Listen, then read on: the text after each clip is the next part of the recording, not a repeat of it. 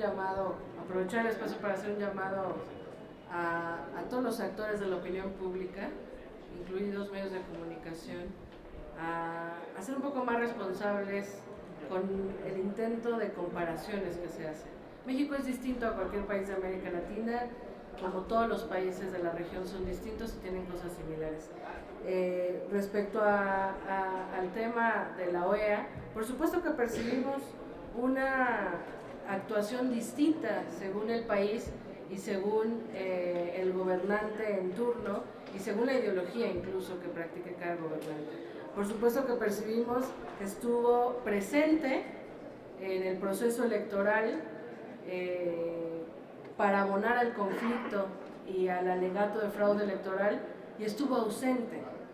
después mientras el presidente Evo Morales intentó resolver el conflicto. Solo dejar muy claro, y creo que sí es importante reiterarlo si no ha quedado claro, hubo elecciones, ganó Evo Morales, hubo una acusación de fraude electoral, Evo Morales solicitó a la OEA que pudiera hacer una auditoría y incluso la asumió como vinculante. Si la OEA decía que había irregularidades suficientes para sustentar un fraude electoral, se repetirían las elecciones. Si la OEA ratificaba que las elecciones, que los resultados electorales le daban el triunfo a Evo Morales, todo continuaba. No obstante eso, la derecha boliviana estuvo desde el día 1, después de las elecciones electorales, manifestándose con violencia, golpeando, rompiendo vidrios, quemando, acosando a líderes, dirigentes y simpatizantes del presidente Evo Morales. El presidente llamó al diálogo, a la resolución pacífica, y la derecha boliviana no quiso. Después, mientras escaló la violencia y empezó el acoso directo y las amenazas a los integrantes del gobierno de Bolivia, le quemaron la casa a la hermana del presidente Evo Morales, torturaron a alcaldesas, todo el mundo vimos las imágenes en que una de las alcaldesas fue secuestrada, fue violentada, le aventaron pintura.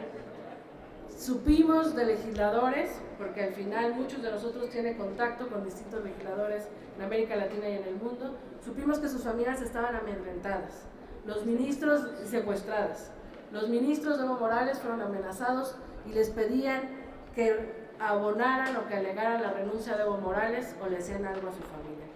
No obstante eso, el presidente vuelve a decir, hago un llamado, renuncio y que haya nuevas elecciones. El presidente Evo Morales hizo a un lado y el golpe se siguió orquestando. Es un golpe de Estado y tenemos que ser muy claros en ello, y la OEA, que en su carta de declaración tiene entre muchos principios y asume como un principio que la democracia representativa es condición indispensable para la estabilidad, la paz y el desarrollo de la región, hoy estuvo ausente, y por eso es que reconocemos y respaldamos que nuestro canciller Marcelo Ebrard está solicitando a la OEA intervenir como miembros que somos, porque no podemos poner a ninguno de nuestros países, a ninguna de nuestras democracias y a la región en su conjunto al riesgo de que los organismos internacionales que tendrían que coadyuvar a garantizar la democracia y las libertades estén ausentes en algunos países y presentes en otros, y en los dos casos respaldando golpes blandos o golpes duros de Estado. No lo podemos ni respaldar, ni entender, ni acostumbrarnos a ello. Respecto a la otra pregunta, en México tenemos otras condiciones. Vemos a una derecha con sesgos golpistas también, desde la opinión pública, aquí mismo en el Senado de la República, vemos como algunos senadores buscan todos los días desacreditar a la Cuarta Transformación, pero en México